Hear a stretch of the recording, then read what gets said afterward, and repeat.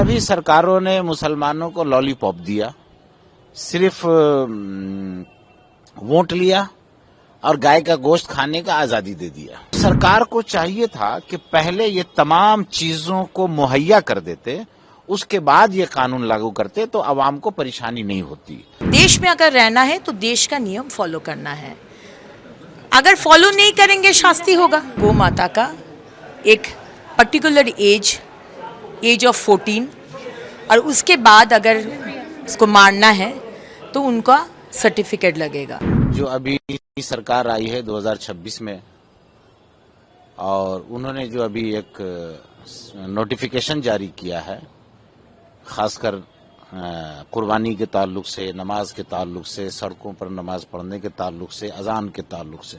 पहला आपका सवाल यह है कि कुर्बानी के ताल्लुक से, तो ये कानून 1950 में बना था। ये कोई ये नई सरकार आकर के ये कानून नहीं बनाई है।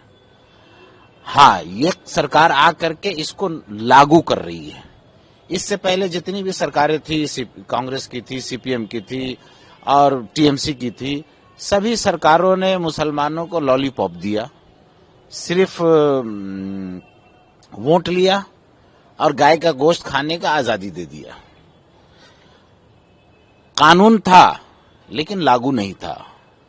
अब ये बीजेपी की सरकार आई है, इसने उस कानून को लागू करना शुरू कर दिया है, जिसमें इसका जो पहला शर्त है कि कोई भी बड़ा जानवर जिसकी उम्र 14 साल से कम है उसकी कुर्बानी नहीं की जा सकती है या उसको ज़बह नहीं किया जा सकता है।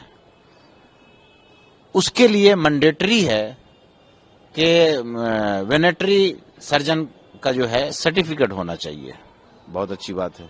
दूसरा ये है कि ओपन जगह में नहीं होनी चाहिए, आम जगहों में नहीं होना चाहिए, स्लॉटर हाउस में होना चाहिए। ये भी बहुत अच्छी बात है, ठीक है, लागू कर रहे हैं। लेकिन एक बात बताइए कि वेटरनरी सर्जन सर्टिफिकेट देने का काम किसका है? ये तो सरकार का है ना, सरकार देगी ना। फिर हर इलाके में स्लॉटर हाउस बना करके देने की जिम्मेदारी किसकी है? सरकार की जिम्मेदारी है। तो सरकार को चाहिए था कि पहले ये तमाम चीजों को मुहैया कर देते, उसके बाद ये कानून लागू करते तो आवाम को परेशानी नहीं होती। अभी इस वक्त पश्चिम बंगाल के आवाम को कुर्बानी को लेकर के बहुत उलझन में है, लेकिन हमारा मुसलमानों से ये अपील है कि तमाम मुसलमानों से ये अपील है कि आप गाय की कुर्बानी न करें, बल्कि कुर्बानी नहीं बल्कि हमेशा के लिए गाय का गोश्त खाएं ही नहीं। और सरकार से हम अपील करते हैं कि तमाम स्लॉटर हाउस को बंद कर दीजिए, गाय कुर्बानी नहीं हो, कोई भी बड़ा जानवर कुर्बानी नहीं हो, और गाय को नेशनल एनिमल का दर्जा दे दीजिए।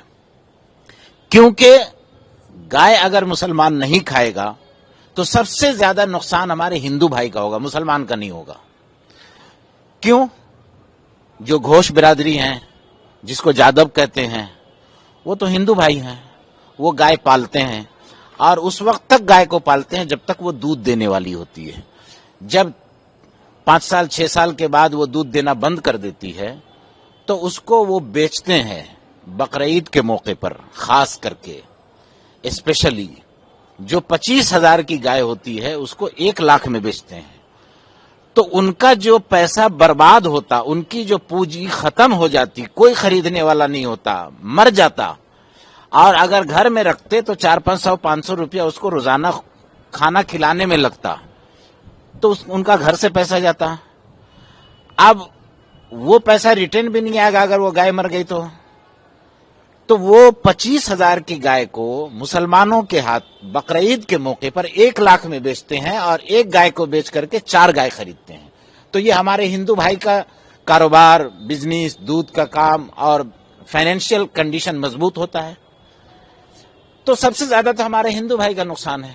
मुसलमान उसको लेकर के मुजरिम बने, काटने का जुर्म लगे, 6 महीना का उस पर जेल हो, नॉन बिलेबल सेक्शन लगे। हम मुसलमानों से अपील करते हैं कि आप बिल्कुल गाय मत लीजिए, न गाय की कुर्बानी कीजिए। अलबत्ता हम मुसलमानों से ये भी कहना चाहते हैं कि मुसलमान बकरा, खस्सी, छागल जो भी होता है वो खरीदें। और अक्सर बकरी छागल जो होता है ये हमारे मुसलमान भाई पालते हैं। तो जब आप बकरीद में खस्सी छागल खरीदेंगे तो मुसलमान भाई का फाइनेंशियल कंडीशन मजबूत होगा, वो ऊपर बढ़ेंगे।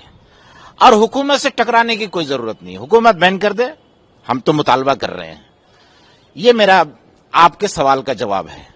हमारे बंगाल के जो 1950s का जो नियम है वो हमारे गौ माता हम लोग भगवान मानते हैं, और वो गौ माता का एक पर्टिकुलर एज ऑफ 14, और उसके बाद अगर उसको मारना है तो उनका सर्टिफिकेट लगेगा।